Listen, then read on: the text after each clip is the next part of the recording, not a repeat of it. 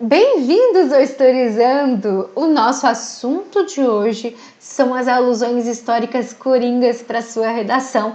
É a continuação do vídeo de segunda-feira, porque para não ficar muito grande, né, para não ficar muito cansativo, eu trouxe mais um vídeo para vocês, agora falando de Brasil República, mas a gente vai falar de ditadura militar e de Nova República, né, que são os últimos anos aí. Eu trouxe algumas alusões para você utilizar na sua redação. Se você gosta de conteúdo de redação nesse querido canal, já dá aquele like, aquela curtida para eu saber que você gosta e para o YouTube espalhar esse conteúdo para uma galera. E não se esquece de se inscrever nesse querido canal, né? É só apertar esse botão vermelho. Juro que não dói, juro que não paga e eu te prometo conteúdo de qualidade sempre.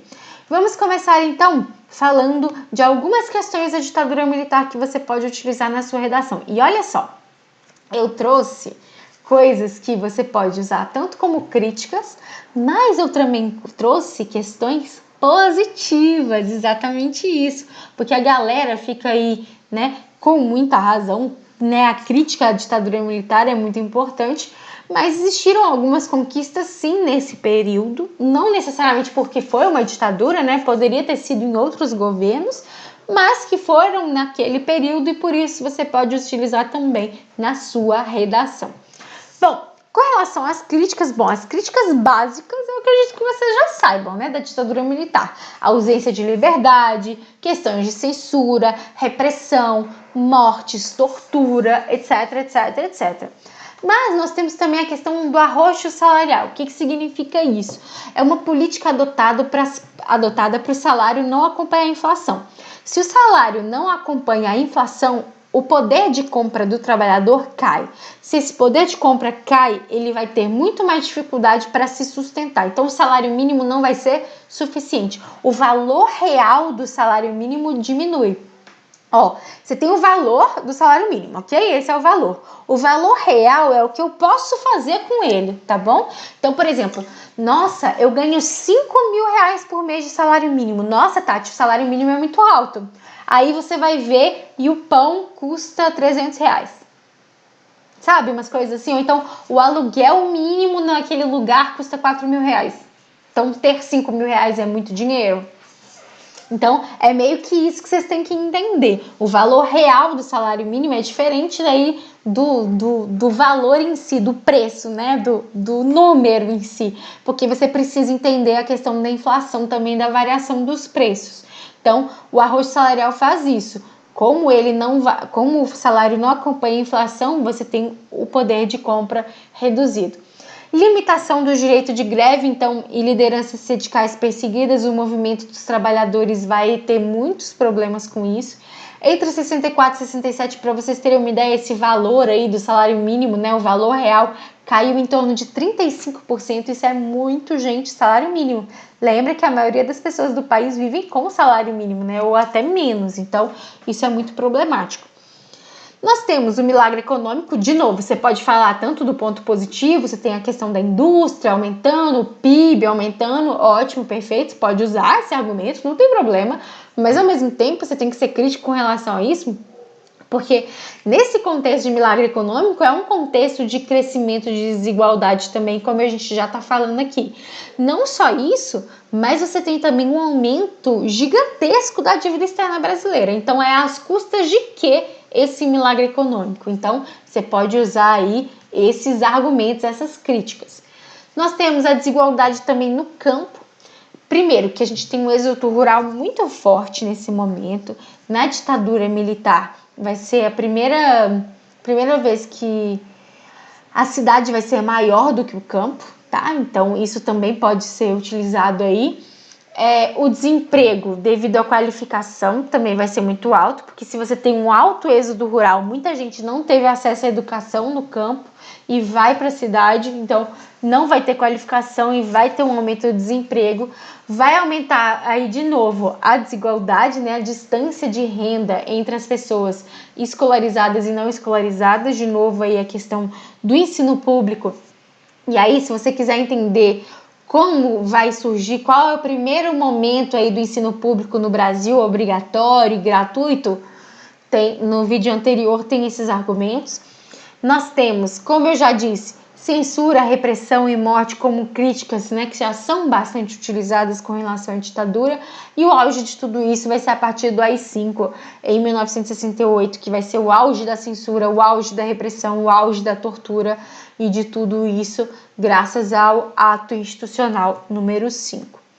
Bom, mas como eu disse, não é só de coisa ruim que vive os momentos históricos, né? Eu sempre falo aqui no Historizando que a gente não está estudando aí filmes de Hollywood, a gente está estudando a história e sempre vai ter algum lado aí pra gente trabalhar como positivo também. Quer dizer que a ditadura foi boa, maravilhosa? Eu não estou falando isso, mas em nenhum momento da história do nosso país foi 100% ruim ou 100% bom, ainda mais porque nós temos várias pessoas, vários grupos aí, né? Então, para muitos grupos foram ruins, mas para grupos também foi bom. Enfim, não é essa discussão que eu tô querendo fazer aqui. Eu tô querendo mostrar alguns pontos que de fato foram conquistas aí dentro desse momento. O primeiro deles é a reforma universitária. A universidade, do jeito que existe hoje no Brasil, ela é muito da ditadura militar. Então, os militares, naquele momento, o que eles queriam? Qual que era a pretensão deles? Eles queriam evitar ao máximo as questões ideológicas de esquerda, do comunismo, aquela coisa toda, perseguição do comunismo e tal. E para isso eles vão também interferir nas universidades. Mas essa interferência não é só perseguição de professores, que aconteceu, perseguição de alunos, que aconteceu, mas também melhorar algumas estruturas dentro da universidade e trazer essa galera para ficar, entre aspas, aí a favor dos governos, entendeu? Então, você vai ter o aumento do investimento nas universidades, você vai ter o aumento da pesquisa universitária, então centros de pesquisa serão criados, você vai ter professores com dedicação exclusiva, coisa que não existia ontem, coisa que não existia antes, agora vai ter. Então, esses professores com dedicação exclusiva vão ter melhores salários e tudo mais, e vai ter instalar o sistema de créditos, que é similar ao sistema dos Estados Unidos. Gente, sistema de crédito, vocês em breve vão entrar na universidade, vocês vão entender como é que é. É o sistema da carga horária dentro do curso, tá? Como é que funciona? A divisão por semestre, essa coisa toda, também vai ser instalada na ditadura. A gente tem o FGTS e o PIS, ambos vão ser criados aí na ditadura, são questões trabalhistas. O FGTS, você tem o ponto positivo, né, que é essa grana que o trabalhador, né, vai acumulando ao longo do tempo. Mas, ao mesmo tempo, o FGTS foi criado para tirar uma lei de vigência que era quando a pessoa completava nas empresas privadas, completava 10 anos de carreira, a pessoa era proibida de ser mandada embora. Era como se fosse serviço público, entendeu? E aí, graças ao FGTS, eles colocaram o FGTS para compensar que eles iam tirar essa lei. Então, tem ponto positivo e negativo também. Criação do Sistema Previdenciário Universal, INPS, que vira INSS hoje, né? Então, a criação dessa questão do sistema de previdência, de aposentadoria, vai ser também durante a ditadura militar. Direitos trabalhistas estendidos para o campo. Lembra que eu falei lá no vídeo passado sobre os direitos trabalhistas urbanos na Era Vargas? Agora, direito trabalhista no campo. Inicia esse processo no João Goulart, mas João Goulart, acho que vocês sabem muito bem que ele não teve muito tempo para muita coisa, né? Sempre conturbado o governo dele.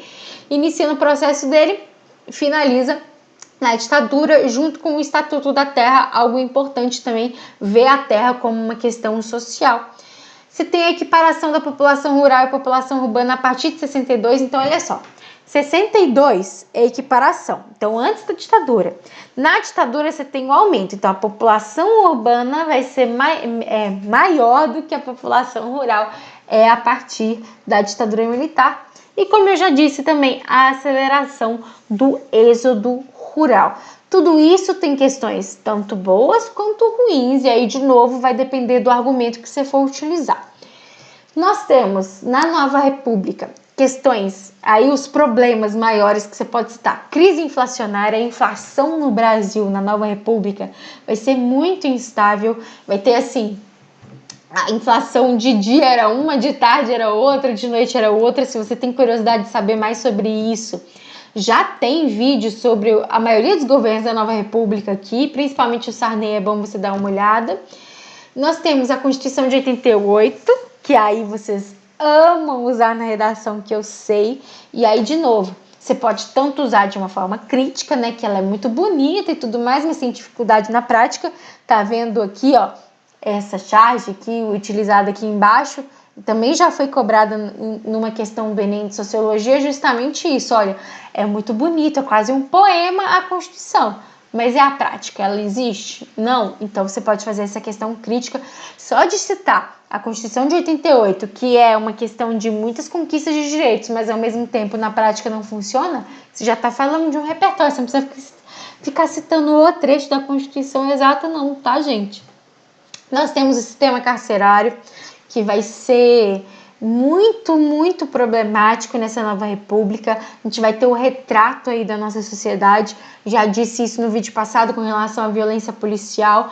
Então, essa questão da violência, ela atinge a todo mundo? Não, atinge parte da população. É só a gente observar que a maioria dos crimes cometidos por pessoas de classe média alta, essas pessoas não têm o mesmo tratamento, não têm o mesmo período de restrição, etc, do que pessoas de classes populares, pessoas negras. Então é uma problemática muito grande e pode sim cair na sua redação. Então saiba utilizar essa problemática. Nós temos vários escândalos de corrupção, você pode escolher desde o período do Sarney, você tem escândalo de corrupção até os dias de hoje, então você tem coleção deles, você pode citar vários.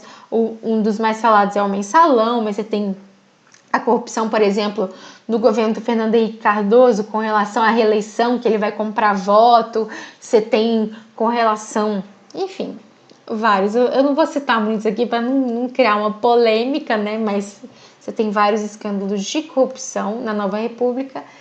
E por último, mais ou menos importante, a sua querida Constituição de 88, né? Primeiro, voto para analfabeto vai ser garantido única e exclusivamente só na Constituição de 88, que vai estar escrito, tá? Porque na Constituição de 24 não é citado que era proibido o voto para analfabeto, tá? E provavelmente analfabeto votava, tá, gente? Porque em 1824 a maioria das pessoas eram analfabetas. Mas na Constituição de 88 vai ser a primeira e a única que vai citar o voto para o analfabeto, beleza? E aí eu trouxe 2 artigos. O artigo 5º é o que vocês mais amam, mas o artigo 6º é muito importante também, tá? O artigo 5º fala que todos são iguais perante a lei. E aí, de novo, gente, você não precisa decorar isso. O artigo 5º, você fala assim, na Constituição de 88, se afirma que todos são iguais perante a lei. Por isso, entendeu? Você não precisa decorar, mas eu sei que muita gente gosta, né? Então, não vou criticar. Então, todos são iguais perante a lei, sem distinção de qualquer natureza, garantindo-se aos brasileiros e os estrangeiros residentes no país a inviolabilidade do direito à vida, liberdade, igualdade, segurança, propriedade nos termos seguintes. Aí tem outras coisas. Mas eu prefiro o artigo 6º para sua redação. Por quê? A redação vai tratar de questões, problemas sociais e políticos no Brasil. E o artigo 6º é justamente o artigo, que fala dessa questão aqui da charge embaixo, porque olha só, são direitos sociais à educação, saúde, alimentação, trabalho, moradia, transporte, lazer, segurança, previdência social, proteção à maternidade e à infância, assistência a desamparados na forma dessa Constituição. Então, basicamente, todos os direitos sociais estão concentrados no artigo 6º. Por isso, é um artigo legal de ser citado. Vou falar, a partir do artigo 6º da Constituição de 1988, nós temos inúmeras garantias sociais importantes. Porém, e aí você pode usar, porém, na prática, nós vemos que a dificuldade de se exercer, então, além disso, então, você pode usar o artigo 6º para inúmeras questões, né, sociais. E outra questão legal de falar da Constituição de 88 é que vai ter ineditamente aí várias... Ineditamente foi mal, não existe, né? Vai ter de inédito aí um capítulo próprio à questão da Seguridade Social, a questão de ciência e tecnologia. Então, pela primeira vez na história do nosso país, a Constituição vai tratar de ciência e tecnologia, da importância. E como é importante, né? Nos dias de hoje a gente percebe isso. Comunicação social, meio ambiente, questões indígenas, questões quilombolas, tudo isso são questões inéditas na Constituição de 88, a chamada Constituição Cidadã, que ela é realmente muito bela, muito bonita, né? Muito bem estruturada, mas ao mesmo tempo a gente sabe que nós temos muitos problemas em colocar em prática, em ação aí essa Constituição. Por último, mais ou menos importante, os programas sociais, que você pode citar na sua prova também, o próprio Bolsa Família, o ProUni, Ciências Sem Fronteiras, Minha Casa Minha Vida, entre outros, que são até mesmo tentativas de cumprimento, né, desse artigo 6º, querendo ou não. Então, você pode citar com certeza na sua redação. Gente, é isso. Espero que vocês tenham gostado. Se você quer mais conteúdo de redação aqui no Historizando, já curte esse vídeo. Não se esquece de se inscrever nesse querido canal. No Instagram, @historizandotati, tem mais conteúdo para você. E se tem alguma sugestão, fique à vontade, comenta aqui embaixo. Muito obrigada pela sua atenção. Um beijo, até a próxima.